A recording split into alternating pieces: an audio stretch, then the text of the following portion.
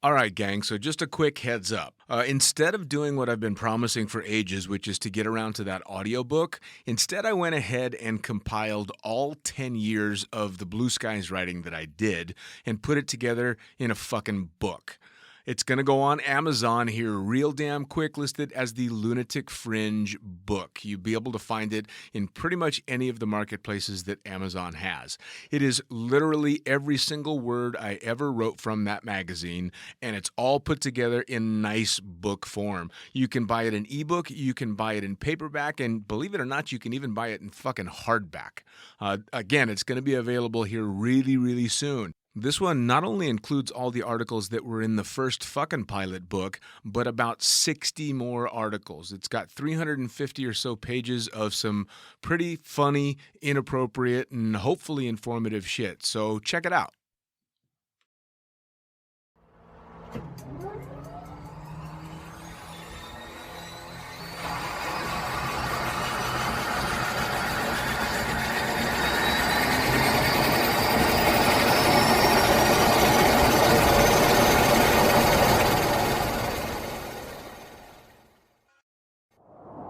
Blue skies call.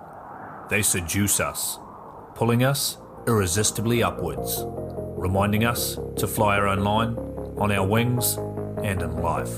We are the seekers, adventurers, being one with the air, feeling everything and nothing at once. That's the magic we chase. Follow the call. Find your pure, wild flight with NZ Aerosports. Of course, I absolutely love the NZ Aerosports business model. I mean, come on. One glance at an Icarus fuck yeah sticker and you know it lines up perfectly with the fucking pilot mentality. But outside their wonderful use of colorful language and a great company vibe, there's a long list of reasons to say NZ Aerosports fuck yeah. NZ Aerosports blows me away right out of the gate as a canopy manufacturer with a bold offer. They give you 10 jumps on your brand new nylon to decide if you want to keep it, swap it out, or even return it for a refund. I mean, seriously, how incredible is that? That's like getting halfway through a prom and deciding you prefer the slightly racier date that goes down faster. Seriously, they do that. If you're not madly in love with your new canopy after 10 jumps, they'll let you swap it out for another size or model, or even get your money back. And the range of canopies they've got? Man, they've got a style canopy to fit every jumper and every situation with models you know and trust. Like the Sapphire 3, the perfect choice for the beginner or intermediate canopy pilot. The Crossfire 3, when you're ready to kick it up that elliptical notch. The JFX 2, if you're looking to up your new swoop game. The Leia as the workhorse and dirtwater dirt beast. Or the Petra. The Petra cranks out crazy power and is nothing short of a record breaker. But hey, it's not always about speed either. Take the Kraken. Built as a low pack volume canopy specifically with wingsuiting in mind, she gives you all the performance you're looking for with the reliability you need that'll have you itching for that next formation, rodeo, or puffy cloud. So, the equipment is top-of-the-line kick-ass stuff as you already know, but how about the team? Well, the customer service gang is there to sort you out whenever you need them. Maddie and Beto are always there to help with Jen holding the reins. They're available for you at sales@nzaerosports.com, and they've got a kick-ass live chat tool on the website if you're wanting to hit someone up right away. These are the crew you're going to want to talk to get those custom orders in. With the stock nylon, once you know what you want, they'll have that shit on a FedEx truck as soon as the credit card machine says approved and get you in the air in no time. For your custom orders, you'll be able to get a time frame for building and shipping when you design it, so get to it.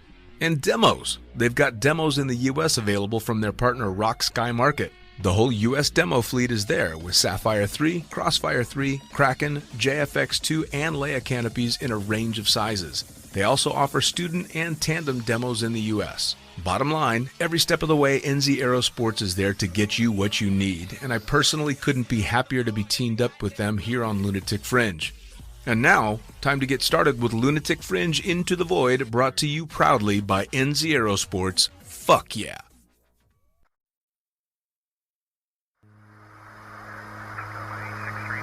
Coming straight from the cockpit, it's another episode of Lunatic Fringe with the fucking pilot.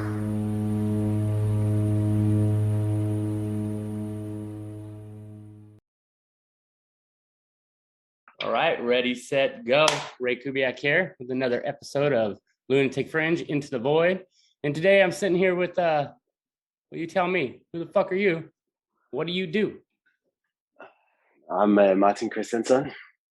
What do I say? I skydive. I tunnel fly. Yeah, that's pretty much what I do. I try to teach flying, I guess. Nice. That's the main focus. Yeah, you still doing that full time? Yeah. That's my my sole income comes from teaching. Yeah, you've been doing this for quite a while. Yeah, I have.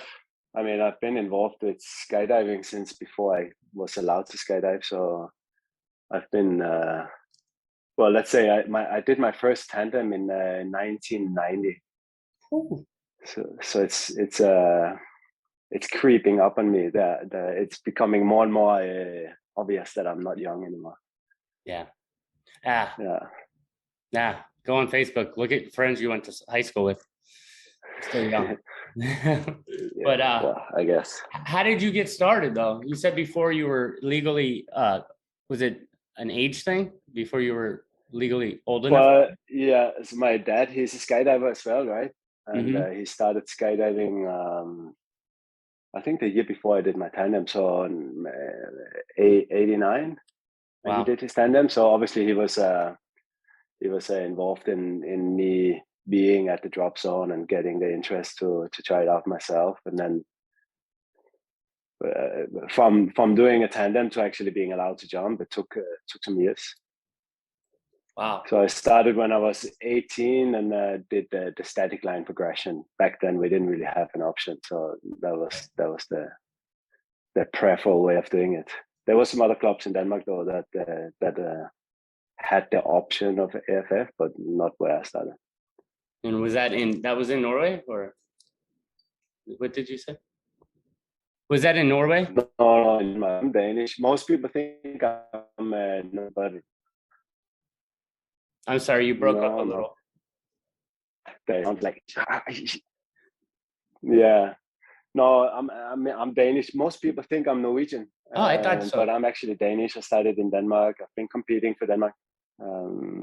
I started back then when I started skydiving, all the clubs were tiny clubs with Cessna 182s. We had a 172 I started skydiving from. Right. So doing AFF was not really an option. Yeah, you were giving off strong Viking vibes, you know? So Danish for Viking as well, right? The strong Vikings, they came from Denmark. Denmark, yeah. That's cool. The Norwegian ones, they like to fish, and they left. Yeah, that's another topic, I guess. But the warriors, the Norwegian Vikings, they went to Iceland and Greenland. Right. The Danish ones, they conquered England. Right. Yeah, those are the ones that they make TV shows about. Ragnarok. Well, yeah, they prefer to make. Yeah, they like to make the Norwegian Vikings look like the real ones. Right, but we know better. They have the mountains and stuff now. So you started off with the tandem, or you started off with the tandem, and then you went through the AFF or the static line progression. Yeah, it was maybe 5 years in between. My dad, he had a horrible accident. So my mom was like, when I turned 16, she thought like, no, you're not going to go skydive. Right. So when I was 18, I had my own decision power, and then we kicked it in. Right. Yeah. And so that was jump one. Yeah. And then obviously most of my beginning happened in Denmark. Mm-hmm.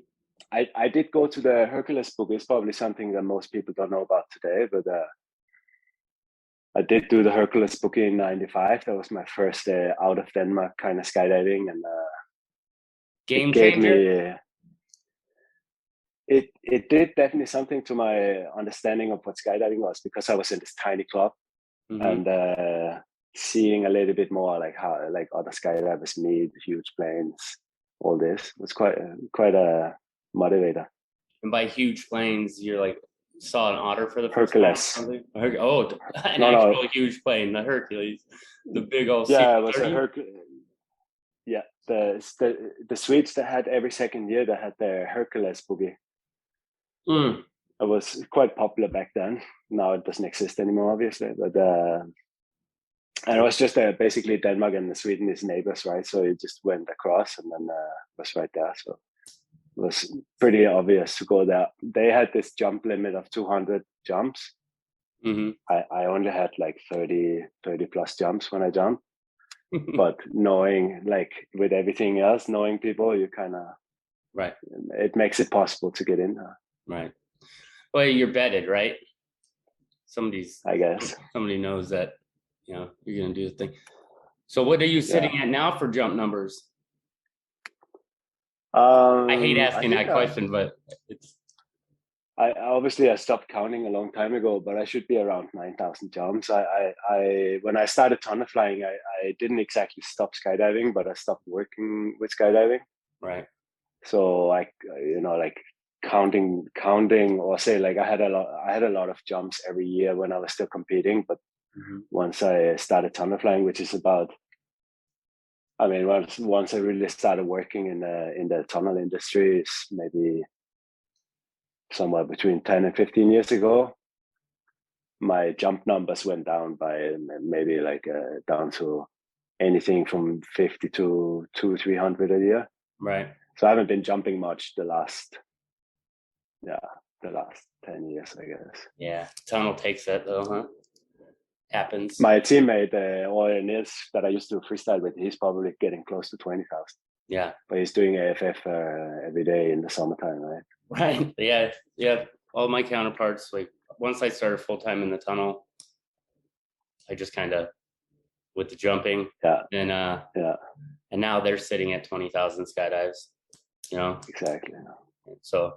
I mean, skydiving is for sure still my main passion, but work-wise, tunnel is more productive, I think. Less rainy, windy days. Here, man, I mean, in the tunnel, it's beautiful. Yeah, if you're building a paycheck, like less rainy days is a better scenario, right?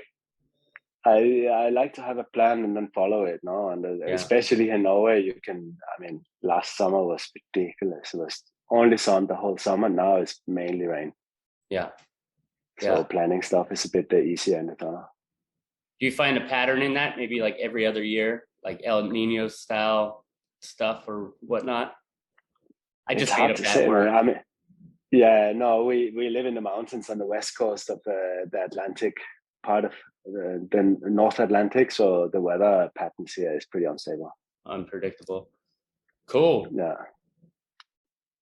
So you've been competing for what, 20 years?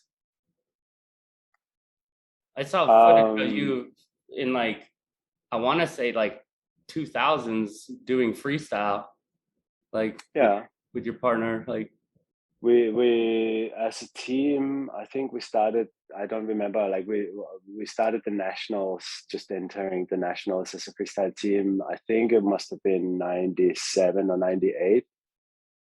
Yeah. And then we became the national champions in 99 and did the first world championship in Australia, actually. Yeah. 99. And then we kept going. Our last competition was in 2005. You posted a video. I'm sorry. No, I'm just saying it's a long time since I was competing in skydiving. And obviously it was a bit of a tunnel competition as well. Right. Yeah, that's what I knew you from, the tunnel competitions. That's why years and years later, like it was just a couple years back, you posted a video, you're like side flying in the sky and you look really dated in like the outfit you're wearing, you know? And I was like, look at this. That's probably not me. You don't think so? No, I mean, who knows? But in freestyle, I was the camera flyer. Oh, that's funny. So it might have been your partner. Yeah.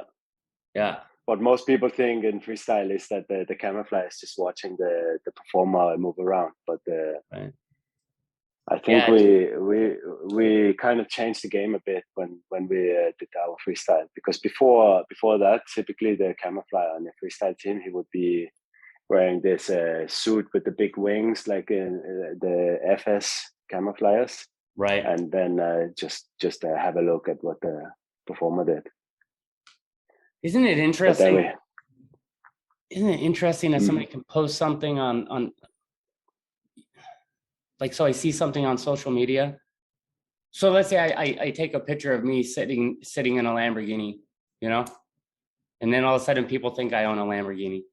It's just so weird. Like it's so twisted, man. Like what we can make people believe, you know, if we wanted to. It's beautiful. That's people are too easy. So you changed the game for tunnel flying, though. I mean, you guys were on top for shit. I still consider you to be on top with that stuff, man. Like you're a very disciplined flyer, and you've done great things for our community, man. So you want to speak to that a little bit? Oh yeah. Yeah, well, I mean, that sounds a bit too flattering in a way. But, I'm kissing your ass. I would say, I mean, when we were still competing in freestyle when I did my first tunnel flying with Fabian Reidel. Mm-hmm. We only did 1 hour, and it was in Orlando. So obviously, as a freestyle team, we were like, this we cannot use for training. And then it took a little while before we got back into it. But Reidel and what was it, Juliana and Joao, I would say they were the trendsetters for sure back when I realized what tunnel flying was. Same. And then it took a while before, I guess, after we stopped competing, then in skydiving, then I had a little moment where I was like, should I stop skydiving now or should I start tunnel flying? And then it became me picking. Yeah, like at least in the sense of work, right? Because I already at that point had been traveling quite a bit, organizing and stuff. So for me, it was just like, I need to get into tunnel flying, and I already been around a little bit, but that's when the Bottrup was an option. So I spoke to Boris there, and got a job, and then that was the perfect time to get in, because the whole European committee or community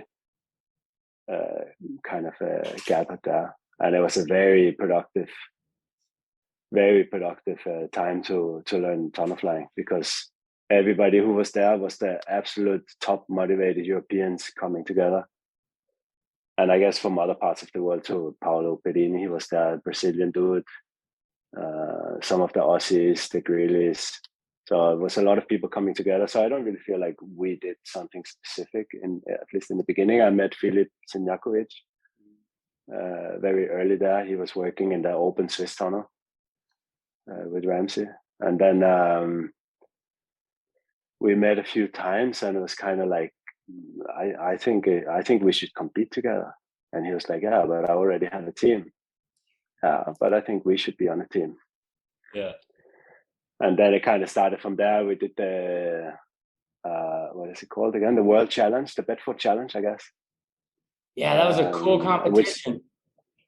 Yeah, it was a little bit of a different concept than now, but it was still with the free round. And I mean, for me, back when I was still freestyling, the free round was the only thing that matters to me. The compulsories, and now also today, the speed round stuff to me is something that is created because it has no effect to me. Like, I think it's a bit weird. So we were basically just focusing on, nice flying, what we would call nice flying. You know, like I would call it nice flying. That's for sure.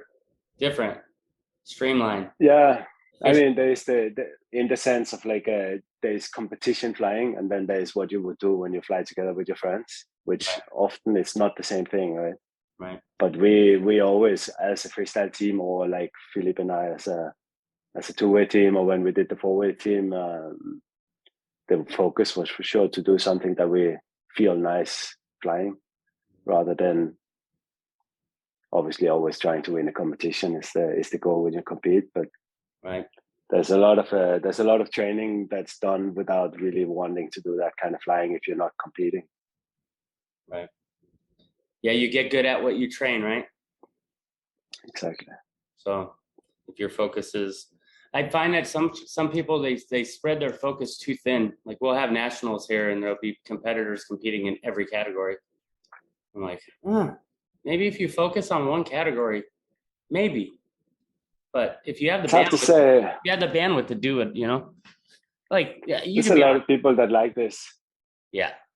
Well, the two-way, like if you're in a four-way team and then you're also on a two-way team, I can see that because it's kind of the same, right? Like, and then, but then you're also doing freestyle. It's like, dang, how are you doing all of it? But some people have more energy to put towards stuff. But yeah, it's hard to put people in a box. But for sure, some people they like to collect medals or scores or whatever. And so where are all your medals? Are they displayed or are they in a box somewhere in the closet?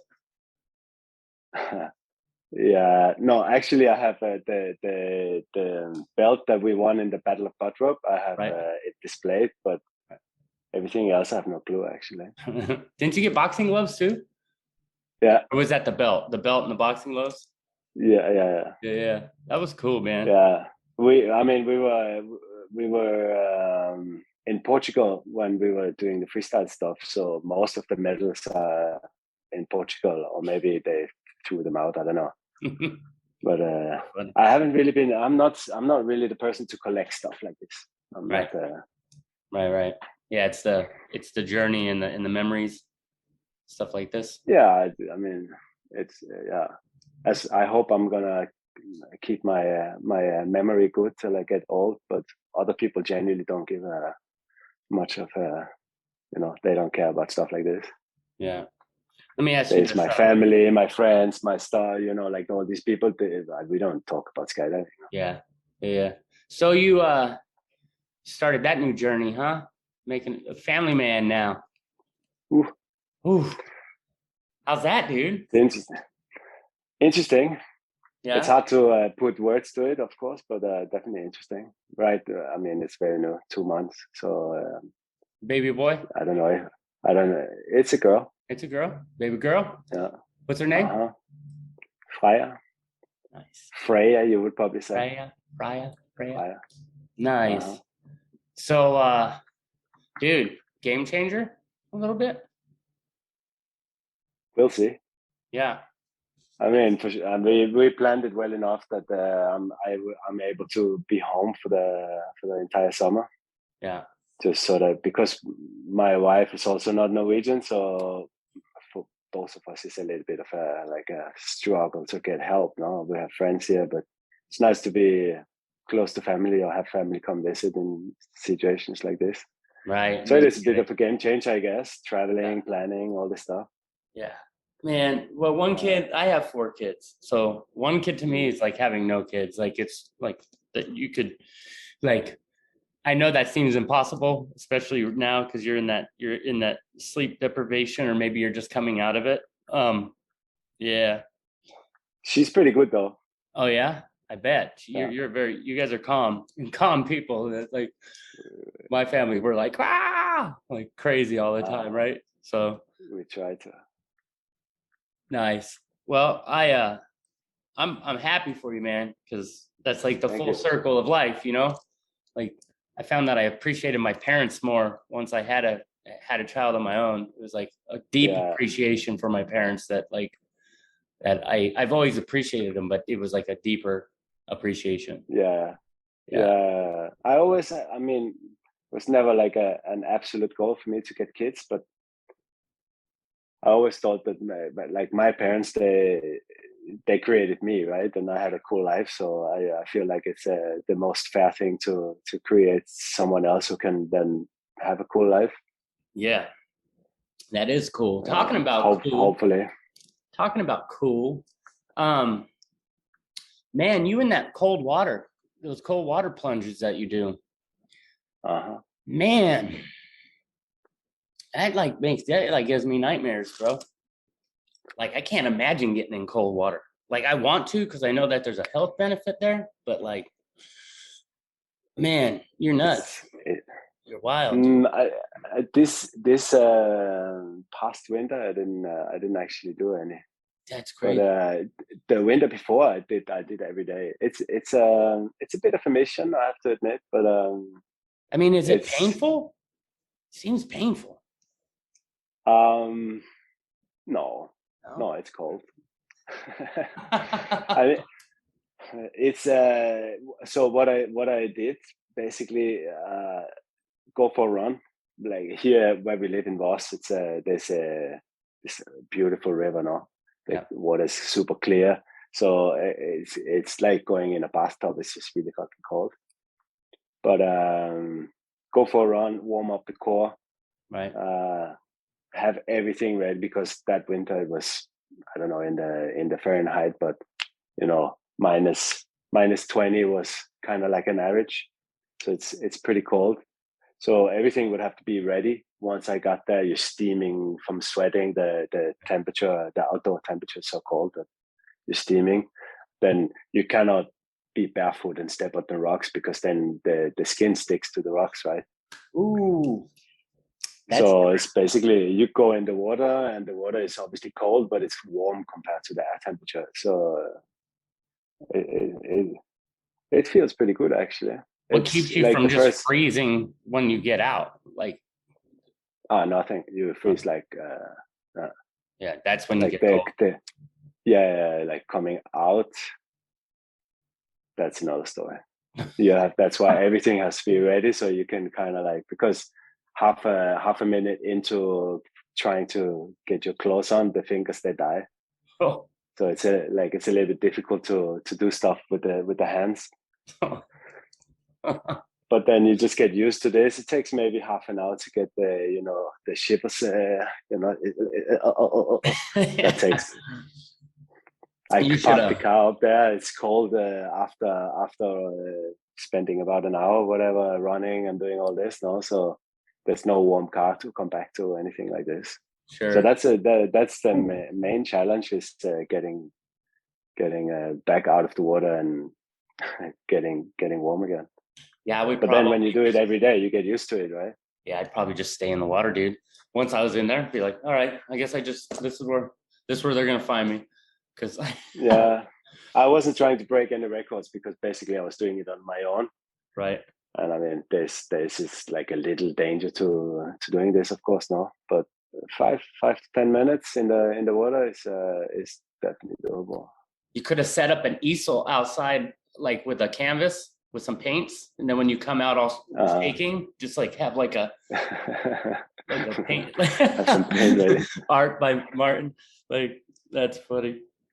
So who's been your biggest inspirations? Like, I'm curious, who took you under their wing when you were brand new and kind of showed you the ways? Or was it a community effort? Yeah, I mean, it's hard to say any specific in that sense, because there's a lot now. But I remember, obviously, my dad, he did his share of getting me, making it part of what I did when I was a young teenager. But then most of the old belly flyers, they would probably know Henrik Herold and Pernille Herold. Mm-hmm. Henrik, especially, he was a camera flyer for the big way, the world records and stuff like this. Right.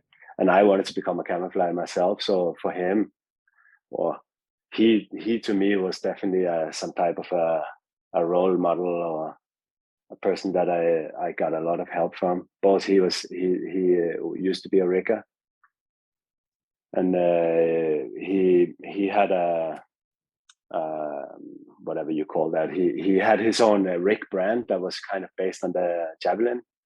Mm-hmm. So he was quite an inspiration to me in the beginning, with how to be, a part of the bigger scene of skydiving, even though we came from the very small little place, drop zone style. No? Yeah, that's cool. That's for sure someone I remember as, or still think of as, one of my main inspirations, especially in the beginning. But it still pops up in my mind all the time when I'm doing camera stuff. Mm-hmm. there was the Danish freestyle team back then, the national team, Thomas Vens and Jakob Rasten. Yeah. I don't know if you remember those guys, but they were really good back then already. YouTube wasn't like it was. There was a real big divide between the countries as far as like knowing what people were doing. You know, Yeah. like you had to wait. Like YouTube didn't exist in '98, did it? No. Like No. So no, I don't know. I don't remember when it started, but we were basically done competing when YouTube became a thing. So we were like traveling around with DVDs now to put them on the different drop zones so people could put them in the machine and watch. Right, same. Like we were like making DVDs and just kind of like, hey, check out our videos. It's crazy, huh? I remember self-promoting. Like self-promotion was like frowned upon in like my little circle. Like we were too. Oh, really?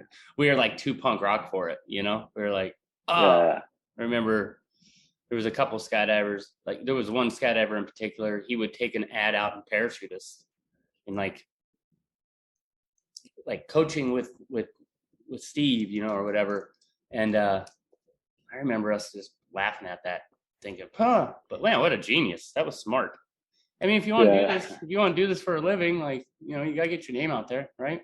So yeah. Tim Porter, you probably know Tim Porter. Yeah. I think I mean, we jumped a lot in the early 2000s. Well, yeah, late 19s, early 2000s. He for sure is one of my flying style wise, camera flying wise, one of my main motivations or inspirations. I haven't heard that name in a while. I'm not sure I ever really knew him, but I know the name. Like the name sticks out like big time. Yeah. So, I got to ask you, you've been doing this a long time. What do you love about flying, man? I know it's a hard question, but I don't think I fed you that question. This one's off the cuff. What do I like about it? I mean, that can either be very deep or, you know, like it's the feeling of flying is more than enough. Mm-hmm. But if I would pinpoint it down to something specific, it's the pressure that the speed creates when you go fast. Nice. Manipulating the airflow around the body and making quick decisions and being actually feeling that you fly.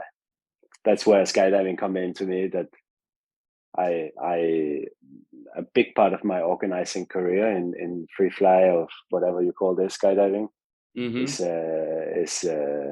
taking tracking jumps from what it used to be to kind of what it is more like today, right? And trying to teach people to actually fly fast. Yeah, that Nordic meet kind of started that, huh?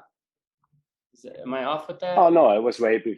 Yeah, I don't know. The Alpenalti stuff started trying to get more. Yeah, it was a little bit funny actually. We were in Spain, and then in a drop zone that doesn't exist anymore, train in Spain, and there was the Margochetzi and Giola. They had their Atmonauti thing going, and then there was kind of like the other side, Niels and I, Tim Porter, like a bunch of other people. We just wanted to fly fast now. So it was kind of like two different directions of. Gotcha. But conceptually, it was about the same. It was just a speed difference now, and we just wanted to go very far and as fast as possible. Right. Yeah, that Nordic meet though. Were you part of that? You were part of this. No. That was my event basically. It started out because we've been training in Voss, and we had the national team back then, Triolutens, and then the up and coming free fly team of Norway, the Skywalkers, and us as the Funk Flies. The three of us, or these three teams, were training in Voss, but because of this, we never had time to jump together. So then in my world, I was like, okay, I'm going to choose a week, and then we're going to jump together, and I'm going to decide what kind of jumping we're going to do. And if you want to do something else, you pick a week, and then we do what you want to do. Yeah. So that was basically the beginning of the Nordic meet, and then it kind of developed slowly into becoming more and more an international type of thing. Where but still, it stayed small, but I wanted to have at least some type of invitational, so that it didn't turn into a bookie, but more like an event of experimenting. Right. Well, from the outside looking in, it was badass because I came from flyaway where you had to move all the time, and then I was skydiving and I like to move all the time, and then I started in Eloy and I like to move all the time, and everybody else wanted to sit still, you know. Yeah. And then you guys were developing that over there, and I've always felt like maybe I belonged over there. Like I was like, maybe I belong over there. Too chicken to leave the comforts of what I've grown up, you know. So, hey, I always felt, like when I started skydiving, I was a belly flying, both first like just learning to belly fly, and then started to organize and stuff like this. No, and then everybody who was jumping with me was double my age, pretty much my parents' age. No, and I lost interest really quick of this like holding on and waiting for people. So when we started freestyling or like this free flying, for me it was like, I'm gonna move. You can do what you want, but me, I'm gonna move. Right. Yeah, that's what gravitated towards camera flying. It was the same thing. Yeah. I liked moving. Like, I got a question for you. Do you have what's the go-to advice that you would give anybody starting off? Tunnel flying, skydiving? Yeah, like somebody with goals, somebody who was like they were wanting to get into skydiving or tunnel flying. Let's talk tunnel flying maybe.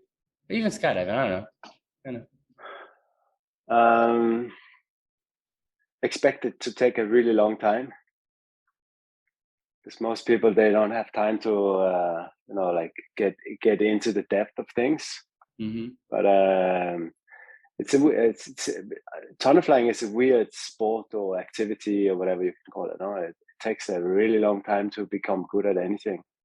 But tunnel flying is so different to pretty much anything else you can do that it's hard to learn technique, right? And become good at something. You can learn to do stuff that looks the same way, but if you really want to become good at it, harness different techniques, then that takes a long time. But I would definitely say like low speed is the way. Like Philip and I, we've been working on this for a really long time now, and obviously through my freestyle stuff, it's also low speed.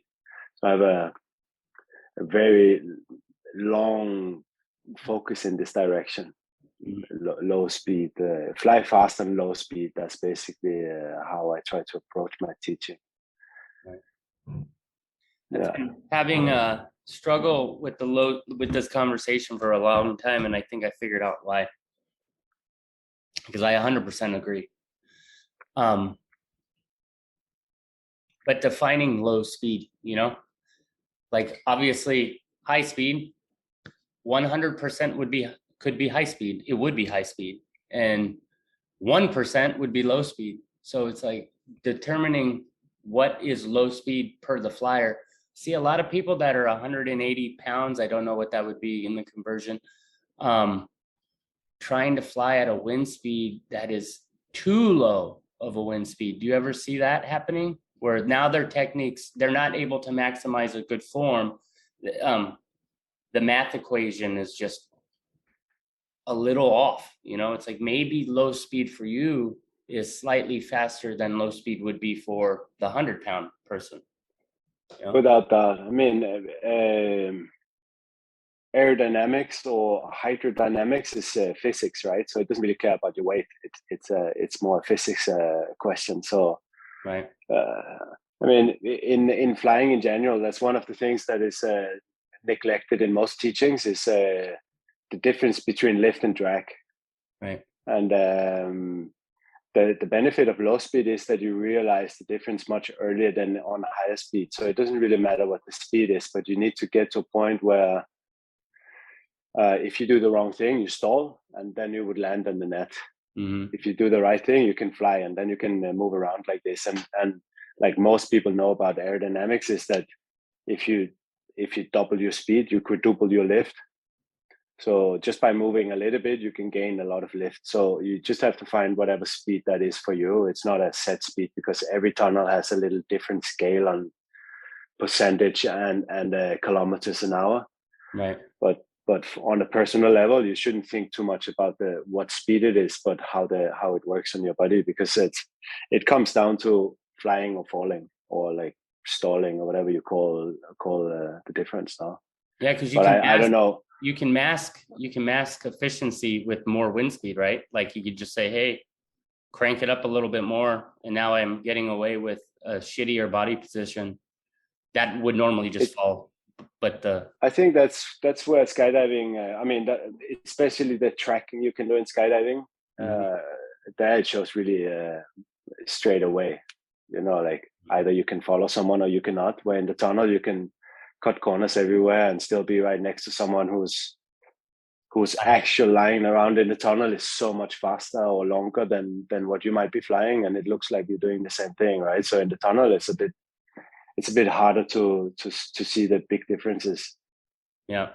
But I mean, maybe it becomes a bit too technical. But for people that are really into like this type of a topic, there's a very complicated part of mathematics that you can look into, which is basically the Reynolds numbers, and they explain a lot of how drag works relative to viscosity, and viscosity changes with the speed.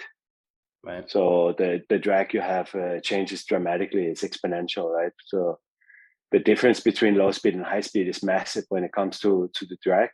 So it comes down to body positions and direction of flight and all these kind of things. But it's not like one is better than the other thing. But if you know the difference, then you can benefit from these. And then that's where low speed comes in. You won't know the difference if you don't do the low speed. Right. Yeah, we started off, right? Like you think about it, like I started off at flyaway. Like you can't get much lower speed than that. Like that was like you're gonna eat the net every time. And I thank God that I got that time doing that. And then if you look at like Orlando in comparison to how fast the wind tunnels are now, like that was also it was a low speed progression on that, you know? Yeah. Exactly. And Body Flight Bedford would charge extra to fly at the higher wind speed. So everybody was flying at the low wind speed. And it created, then you lead into like the Nordic meet where everybody's being able to fly at a nice angle. And then you come to America where we all just went fast speed. And you had people that are stuck here now, you know, without being able to work this into the equation, without adding this and then adding, you know, and being able to stay relative to one another. One person's doing this, sinking out. The other person's like, yeah. It's an interesting conversation. I could nerd out on it for sure. Skydiving in Europe compared to the States has always had some differences. I mean, you see it in the States with the vertical records. Now it's easy to make a state record, where over here it's like a national record is quite a bit smaller than a state record in the US, right? Right. But here, be like not a beginner, but a skydiver who's been in for just a couple of years is quite a good tracker, for example. No?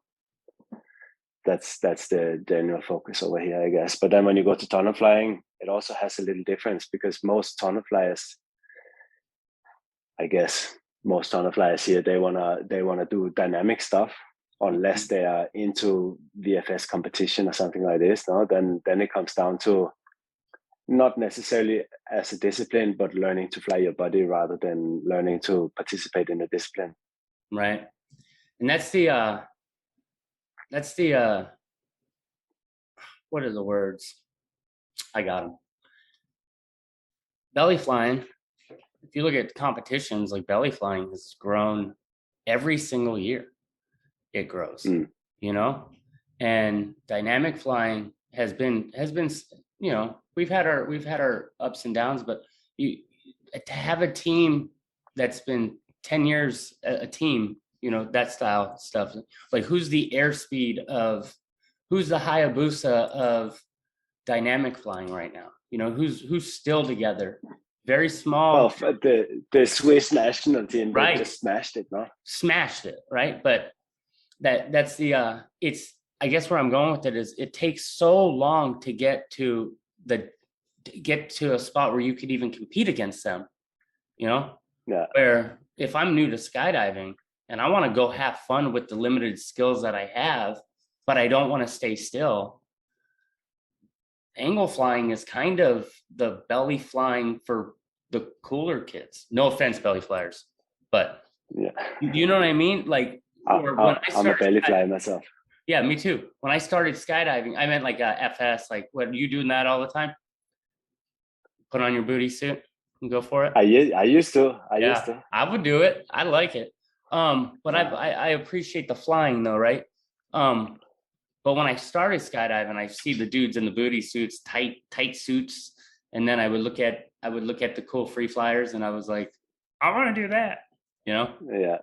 But I think No, but for sure, the you can tracking set part of realistic- skydiving over here is the go-to type of thing.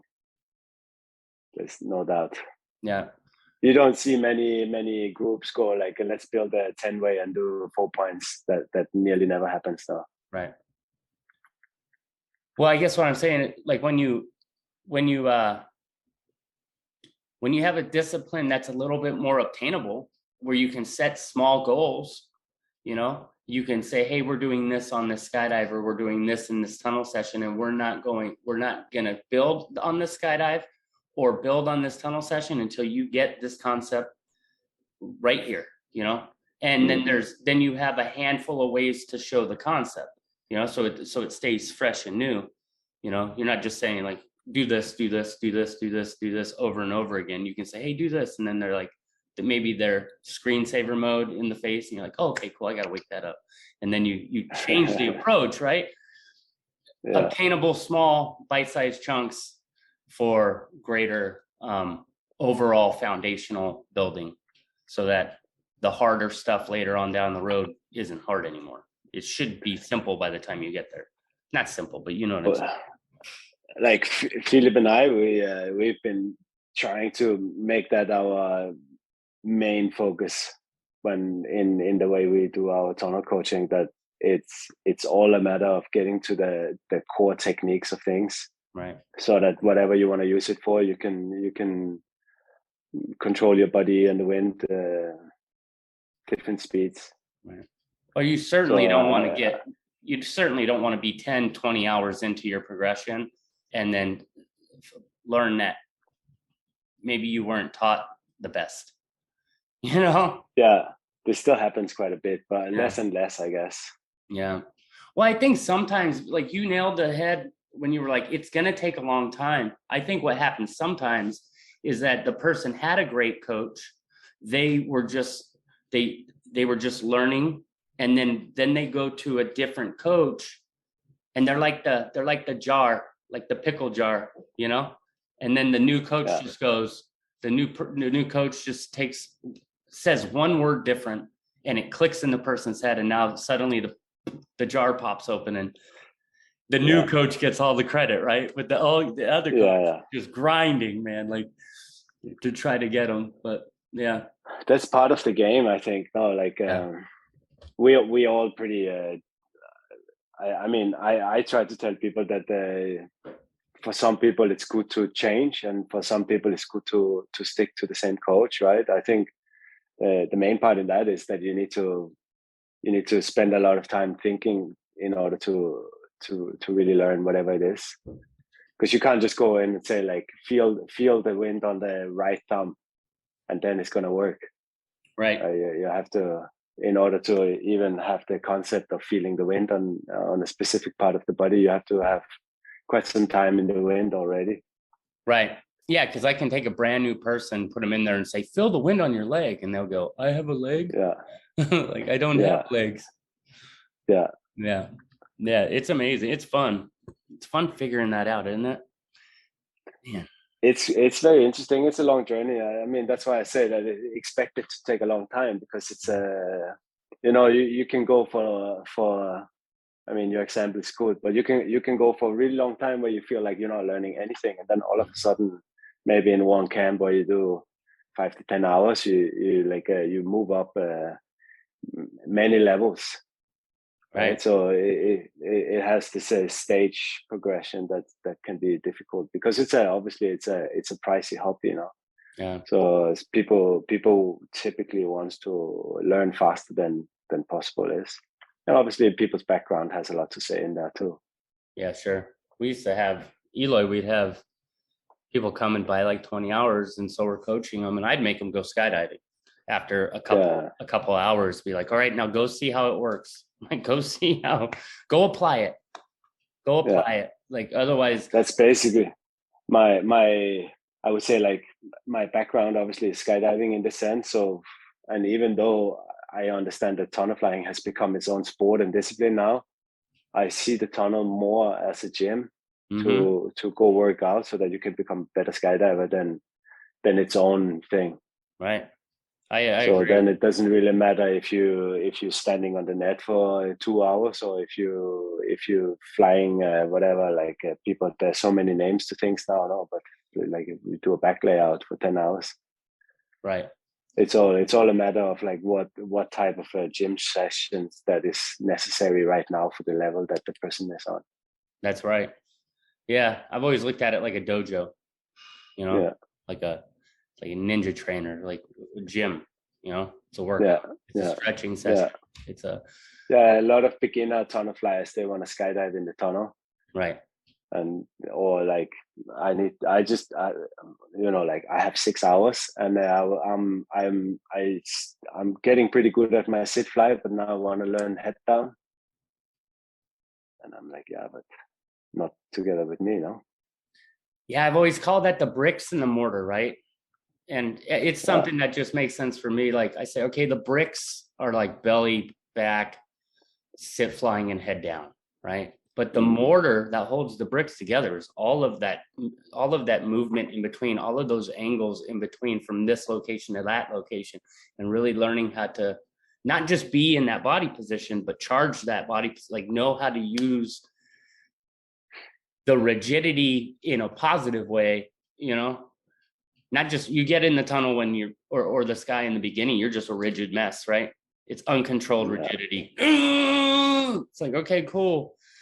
Can we tone that down a little bit and then really figure out how to feel the wind on your body? And then let's come back to applying a little bit of that pressure in like a useful way, I love it. Yeah. So like in my the way I try to teach tunnel flying, I would say, especially a little bit because of the environment, I guess too, but I try to eliminate head down and head up as positions and just talk about them as orientations, right? And then only use belly and back flying, and then use it more like a half pipe setting, that you keep flying on your belly or your back, no matter the angle.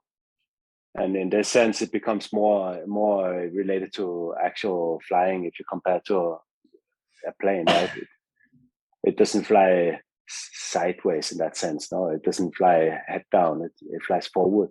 Not on a good day. And the easiest way to fly forward is on the belly, and then you can from there go backwards or go to the back and fly forward and backwards, and then you can employ all these other directions that you can use, obviously, but changing orientation is not necessarily the same as changing position. Right. Position to me is more like a speed thing. Explain that a little bit, because I agree with you. Yeah, I mean, in general, I think of the positions being related to speed and direction, where orientation is more at an angle that's described, viewed from the outside, right? So if you say, like, look at a skateboard riding on a half pipe, the skateboard itself would experience going forward or backwards, but not up and down, where the viewer standing on the outside would see the skateboard go up and down. And that's where you can play around with these kind of thoughts in the wind tunnel, because it comes down to the idea that you can create, because basically we're just falling really fast now. But these type of things with the positions and directions and orientations, I think is where people in the beginning have a hard time, because you have to fly fast towards the glass in order to experience the type of lift that you need in order to be able to, say, belly fly in what looks like a vertical stand-up position. Right. And then if you would be a skateboard in this sense on a half pipe where you're on the vertical bit, if you don't have enough speed, then you stop at one point and then you start going back down again. And that would happen in tunnel flying too, that you're belly flying and then you just fall back to what looks like belly flying, but that you have enough lift and speed in order to at least create the sensation that you're still belly flying, even though it looks like you're head up. Right. And obviously the same in all other orientations. I like talking to you about this stuff, but we gotta lighten the load a little bit real quick. I tell everybody this, I have you down here. So when you're talking, if my eyes look like this, I'm actually looking at you, but my camera's up here and I keep having to do this and it feels fake as fuck. Like I'm like, all right. Deem, you still sponsored by them? Were you sponsored by Deem? No. But you wear their suits? No, I fly Boogeyman. Boogeyman. Yeah. Which is the suit that's got the pocket for the man junk? I mean, the one I'm flying is the Marvel. We made this some years ago now. You got a dick pocket in that suit, bro? You rocking? I guess. Dick pocket. You know what I'm talking about? The suits with you can put your junk away. No. Do you know what I'm talking about? No, I don't think so. The way we made the hips on the suit I fly is kind of a little bit like a Speedo type of shape, but it's mainly to remove all drag. Oh, gotcha. But no, I don't know the dick pocket. The dick pocket, man. I got to get me one of these suits with the dick pocket. I'm so curious how this works. Like apparently you tuck your junk away in a different pocket, and like. Oh really? Yeah, I don't know. I thought so it was that you can pee without taking the dick out. Oh no, I don't. I don't know if it's like an anti-chamber, like you got like the. That's funny. All right, I got some more off cuff questions for you. All right, so UFOs, UAPs, aerial phenomenon. It's been verified. Shit's real. Government's come out and said it, right? My question to you, are the aliens controlling those things? Or is the government entity controlling those things? I mean, disclaimer, I would say, no, like, I don't know if you can trust that government of yours. Or any government for that matter. Or yeah, any government. Yeah. I would like the UFOs to be... I would like it to be right. Like it to be aliens? Yeah. I mean, in case it is, they would have been here for a really long time already. Yeah. So I don't see a reason to be worried. With any conspiracies, I always have to ask the question, why? Like, what's the why behind it? You know, like, why would aliens be here? Like, if they wanted to take us out, like, certainly they could do that. Like, super easy, right? Like, yeah, I'm not a, like a. We're cockroaches, bro. We're ants. If they would have made it here, mm-hmm. Everything else would be easy from here on, I think, for them.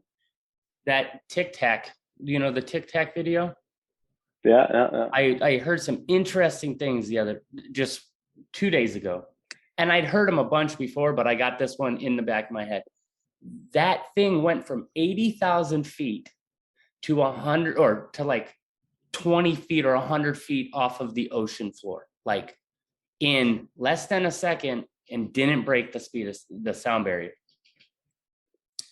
That's wild, bro. Yeah, and it was being tracked by all of this like Navy technology, right? The LiDAR, or whatever the hell they ought to call it, and all this other tracking devices. And it didn't have any exhaust. So I'm thinking, dude, how awesome would it be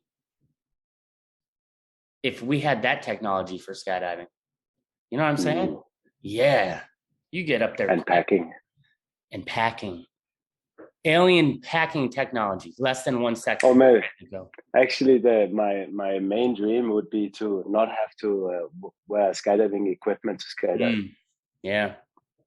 Yeah, that's some left to legit. come and catch you, or I don't know, throw you back up again. That's legit. That's why that Jetman shit was so exciting, man. Like watching him hover. That was amazing. Oof. Yeah, dude. It's like, man, if you can hover, you can land. That's crazy. But that's probably the closest to UFO style stuff that I've seen. Yeah. Yeah. Okay, so if you were on a dream skydive, right?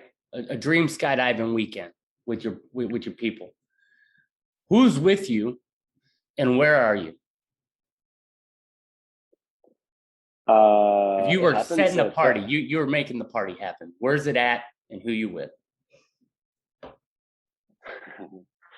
I mean, that would probably be. I mean, I made a rule for myself quite a long time ago that I do maximum 5 ways. So, what's a dream skydive? There's a bunch of people that would be excluded for that. So I would probably have a lot of 5 ways. I did some jumps with Philip a long time ago, but he stopped skydiving. But he would for sure be on that jump now. Yeah, no, this is your dream. So you make. He's in. And it would be nice to jump at Tim Porter again, no doubt. Nice. I don't know. You know Alex Aymar, he's a good camera flyer, so that could be interesting to get the camera flyers together. Yeah. Will Penny, he's a good camera flyer. I like to jump at camera flyers in general. Yeah. Andreas Musling, he's the world champion now, the Norwegian national team. Those kind of guys. Yeah. Hey, if Martin doesn't mention you, don't feel bad, okay? Keeping it out there. If you're not mentioned in his dream jump, just maybe work harder and you'll be never mind. Sorry for the you're good. You're good. Yeah. Basically, I mean, I'm already normally when I'm jumping past my typical dream scenario. So it's hard to get, like the real dream scenario in my mind because I often go to Panama and there we jump from. I mean, now we managed to get a new north time, so we can jump from 26,000 feet. Wow. From a heli. Yeah. Perfect 5-way setup. Go jump over the islands and stuff like this. No? So yeah, that's amazing. I mean, that's already exceeding my dream type of skydiving. So I don't know how my dream skydive is already happening every time I skydive. To be honest. Good answer. Hey, the picture behind you, is that Panama City or Panama? That's Panama. That's actually jumping on one of the islands. Yeah, that's beautiful. I like the colors, like really the dark deep blue and then the aqua. So I've seen there's other people skydiving there. They have a little bookie sometimes out there. Yeah, that'd be fun to go to, right? Yeah. Scary. It's a little scary. Is the wind kind of crazy? It's just it's not a drop zone, right? And then they're trying to run a operation there with non-drop zone planes. So gotcha. They need to pick up people in the water quite often. It's my impression. not your dream setup, but yeah, they have boats on the ready. I hope so. I mean, I haven't been there when they haven't been. Gotcha. No. All right. If a creature grew to be a giant size and was threatening all mankind, what nightmare creature would that be for you? Like it's suddenly like the size of the Eiffel Tower. Damn. Yeah. I mean, deep questions. I asked the deep questions, bro. Most of the insects, they are pretty fucking nasty. Like they are nasty, right? Yeah. Yeah. I don't know. Most of the parasites are really ridiculous. If you would have an Eiffel Tower sized parasite, maybe they wouldn't want us anymore then. But say like a mosquito is pretty nasty. Oh yeah. Yeah.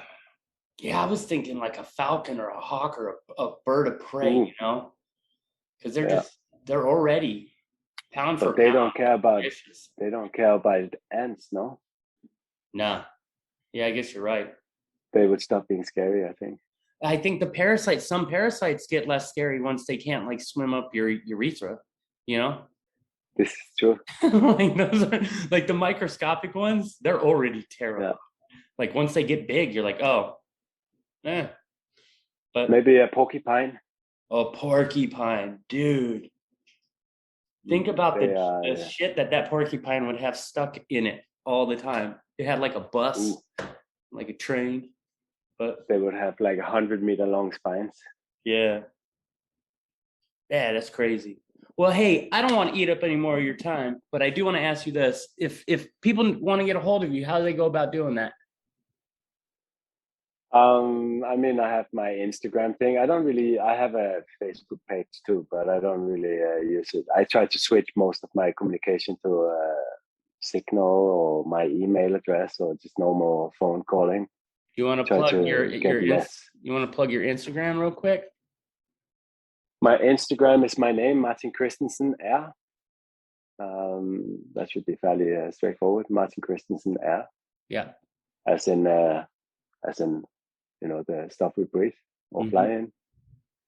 Cool. My email address is funkflies@gmail.com. That's one of the ways to get a hold of me. From there, we can sort out the rest. Nice. And I do post a little bit on Instagram. Where do you primarily coach, or are you available? Do you travel? I do a fair bit in Voss, Vossvin, and then I go quite a bit to Fly Spot in Poland. Yeah. And now I'm gonna try and do a little bit in the States too. I'm gonna come to El Paso in the fall. Nice. You should make your way over here. Come, Virginia Beach, baby, come fly with me. I would love that. I got some time. Let's see what's possible. Oh yeah. So, man, when we were in Japan, that was very special. That was so dope. That was awesome. That was so dope, man. I can't thank Domi enough and Adam and Havar and all those guys for putting that thing on. Like that was amazing. I would say that was especially my wife Nika was doing that. Yeah, she was a big part of that, right? Yeah, her and Domi. I think her and Domi were working so hard. She was working. Your wife was working so hard, dude. Like, I just remember seeing that, like being like, "Dang, thank you." That was. I hope other tunnels is gonna want to do something like this. It's quite a output money wise, but man, it would be nice if I ever own a tunnel, I'm doing that. I'm doing it often because the ISC competitions they seem to be a bit lame to me. But the other ones, where you like we can decide what the competition is going to be like, they're way more interesting and right. Seems to be pretty easy to get the teams together. Yeah, I mean, we never get to hang out. Like, you never get to have a bunch of gangsters at the same place, you know? You and Gizmo were battling after the party. I remember. You remember this? Yeah, dude. Of course I remember it. Shit, I love Gizmo. There was a few drinks in, but it was on the way to the beach. I think from there on, most memories shut down. But yeah, that was fun. I almost missed my plane. Most people. Yeah, we were just out there having that fire on the like. Gizmo was like, "Oh, next thing you know, there's a fire." I was like, "Where did that fire come from?" Like, yeah, that was a fun night, man. Yeah, that's deep. I'll keep that memory forever. And finally getting to connect with you at a different level, that was cool. Because we've been on different sides of the equation for a long ass time. It was nice to just be face to face. Little too long. A little too long. You're actually you when you came to Bottle back in the days, you were quite inspiring in the sense of your style, bringing that to Germany where everybody who thought they were good at flying, you know. And then I don't even know when that was, but that's so long ago that when we met again in Japan, it seemed like a lifetime. Yeah, I tell you what, that was so intimidating because Mish had put it together, and man, that was a moment of silence for Mish, man. Like that beautiful, beautiful person. Yeah. And she life-changing trip for me. And she set everything up and made it so easy. And I can never thank her enough for that trip. And next thing I know, I'm sitting in front of you and a bunch of ninjas that know how to fly. And I'm like, what the hell am I going to, I thought it was like teach people how to like carve or this or that. So I remember just being like, I'm going to go fly for 5 minutes. And if you guys see something you like, and then it was like that side, you know, that angle, that breaker stuff, like that I remember. Yeah, that was awesome. Special moment. Flip twisting. Yeah. It's hard to apply that to like anything other than solo flying, right? Like Flip twisting, yeah. you've been doing it at 100%, huh? Or is it topped out when you're doing that? Oh yeah. Yeah, because my skinny ass, I'm charging the net. I pop up and then I come down as fast as I can and then throw it. And I try to throw the flip twist, but continue going down, you know, like I can't stop. If I stop, it doesn't count. And I couldn't do it with a double.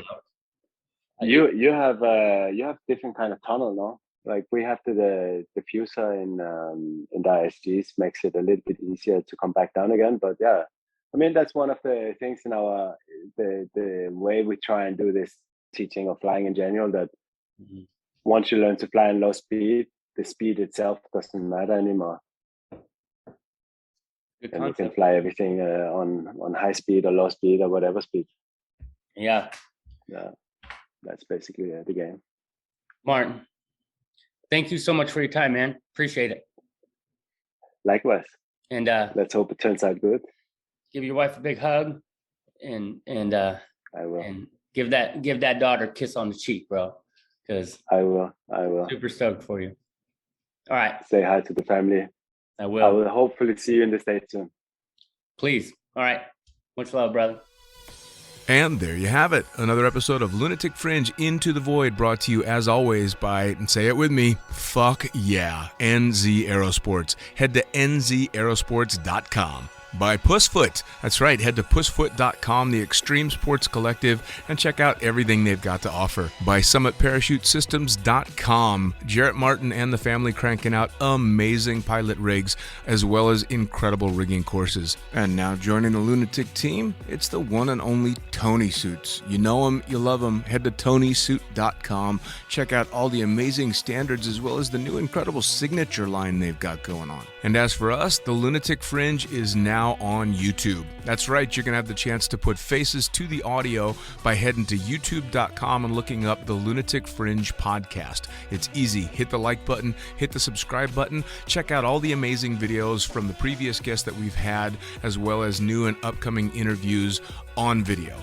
As always, I am the fucking pilot. Head to thefuckingpilot.net or theprincesspilot.com. Thanks for joining. We'll see you next time around.